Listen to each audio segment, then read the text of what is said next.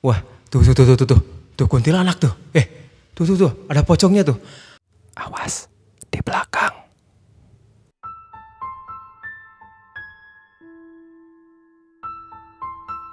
Assalamualaikum warahmatullahi wabarakatuh. Selamat datang, selamat berjumpa kembali di channel horor yang paling serem di dunia nyata maupun alam gaib. Channel Awas di Belakang. Masih bareng gue Didit Galaraka yang bakal nemenin kalian, bawain buat kalian cerita-cerita horor yang kerap kali terjadi di sekitar kita. Di segmen Bacem, bawain cerita mistis. Ya, di episode kali ini masih seputar sebuah bangunan yang punya sejarah kelam. Sebelumnya gue udah upload beberapa episode tentang sekolah, tentang gedung perkantoran juga. Bisa kalian lihat videonya di mana nih? Di sini nih. Nih di sini nih. Di pojok kanan atas pokoknya ya. Bisa dilihat di situ. Nah, untuk di episode kali ini gue bakal bawain lagi cerita tentang perkantoran. Pastinya beda sama episode yang sebelumnya.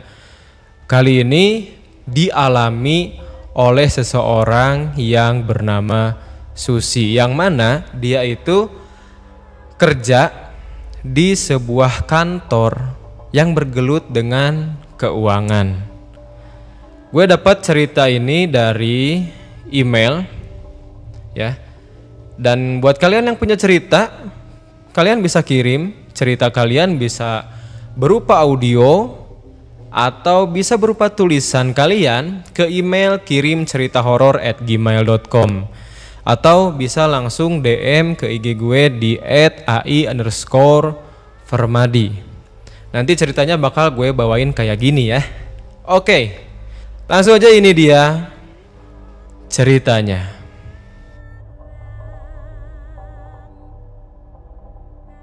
Halo Bang Didit, halo. Aku Susi. Di sini aku bakalan cerita pengalaman nyataku dapat gangguan dari mereka yang sering kita bilang dengan sebutan makhluk astral. FYI aja, for your information. Aku seorang fresh graduate dan sekarang aku kerja di kantor keuangan yang berlokasi di Kabupaten Sumedang. Belum lama sih aku kerja di sana. Masih kehitung bulanan lah per tanggal aku ngirim cerita ini. Ya, jadi Susi ini ngirim beberapa hari sebelumnya ya. Mungkin Bang Didit pernah ke Sumedang. Tahu kan daerah Cadas Pangeran? Waduh, tahu banget. Pernah suatu ketika gue pulang ngedaki dari Ciremai jam 9 malam. Sepi banget, angkernya sampai ke dalam mobil. Nah, kurang lebih kayak di sanalah keangkeran yang aku rasain di kantorku itu. Kenapa nggak pilih pindah aja? Ya namanya juga profesionalitas kerja. Masa iya kalah gitu aja? Enggak kan? Pastinya aku punya banyak alasan buat tetap bertahan di sana. Mungkin ceritaku ini bakal aku bikin lebih dari satu part ya. Soalnya saking seringnya aku ngalamin kejadian horor di sana, jadi otomatis ceritanya juga panjang. Oke, kita tunggu. Kantor aku ini punya 3 lantai. Yang banyak aku alamin itu di lantai 1 dan lantai 2. Sementara kalau lantai 3 itu nggak dipakai, dan semua karyawan nggak ada yang berani ke sana kecuali satpam sama OB. Dan emang semuanya kerja di lantai 1 aja. Lantai 2 cuma dipakai istirahat buat sholat atau makan.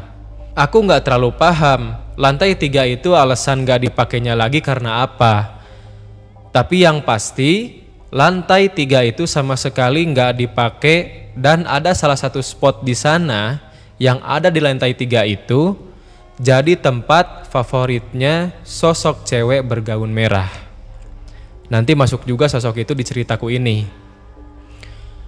Kita tahulah ya, namanya juga kantor yang bergelut sama pengelolaan uang.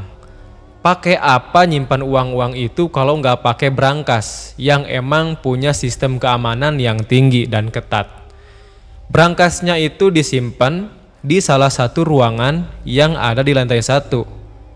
Si berangkasnya itu punya sensor kayak sensor yang bisa deteksi jarak gitu. Jadi kalau ada orang yang ngedeket, sensor itu nyala, telelelet, telelelet gitu. Awal-awal aku nggak nyadar sama sekali sama sensor itu. Nah, lama-lama aku kerja di sana, kalau sensor itu nyala, atasan aku yang duduk di sebelah aku tuh suka bilang, nah, nyala, nah. Sambil ngasih tahu ke atasanku yang lain yang cowok yang duduknya di sebelahku juga. Ih, apaan kan? Awal-awalnya emang nggak paham apa yang dimaksud sama dia.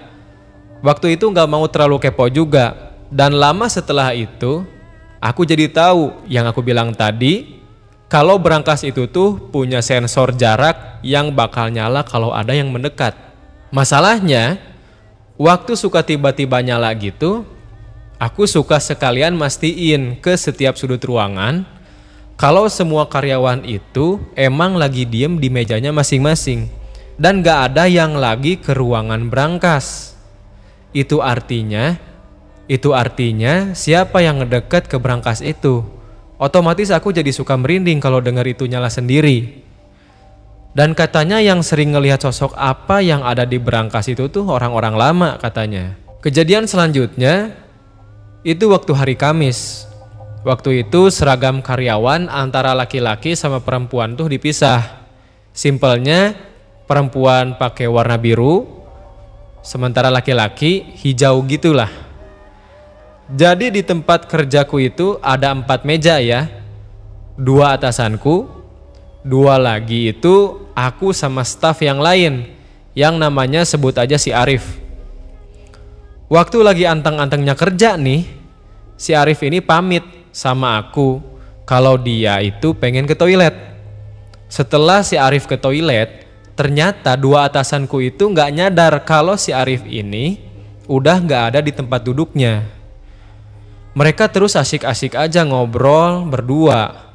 Terus selang beberapa lama, mereka berdua nanya sama aku, "Sus, si Arif kemana?" "Ke belakang," kataku. "Kapan lewatnya?" Kata Bu Kia, salah satu atasanku. "Tadi, dia pamit kok," kataku lagi. Terus waktu aku bilangin begitu, di sampingnya Bu Kia, sebut aja Pak Jaka, itu langsung kayak yang lemes. "Wah, gak beres ini, gak beres," katanya gitu. Setelah aku tanya emangnya kenapa? Jadi katanya selama mereka ngobrol itu, mereka lihat Arif lagi di mejanya. Matanya lagi manteng ke komputer, tapi diam terus. Mukanya juga pucet banget. Terus Bu Kia kayaknya mau mastiin, "Sus, lu gak bohong kan?" Pas kebetulan di situ Arif datang. "Tuh, Arif baru datang," aku gituin aja. Di situ mereka pada riweuh lah istilahnya. Ada yang bilang, "Lihat kakinya, lihat kakinya, lihat ngambang nggak?" katanya gitu. Masalahnya di situ juga si Arifnya kelihatan kebingungan. Setelah diceritain apa yang mereka berdua alamin segala macam, si Arif bilang, "Ah, perasaan kalian doang kali," gitu. Kejadian makhluk yang bisa nyerupain itu tuh udah kejadian yang kesekian kalinya. Kalau yang di berangkas itu sih emang udah sering banget kejadiannya. Pokoknya kalau ada suara sensor sementara nggak ada manusia yang ke ruangan itu artinya ada makhluk lain selain manusia yang ke sana. Udah jadi makanan sehari-hari pokoknya. Yang selanjutnya, ruang server. Pokoknya ruang server ini pasti setiap hari ada yang masuk ke sana, termasuk Bu Kia.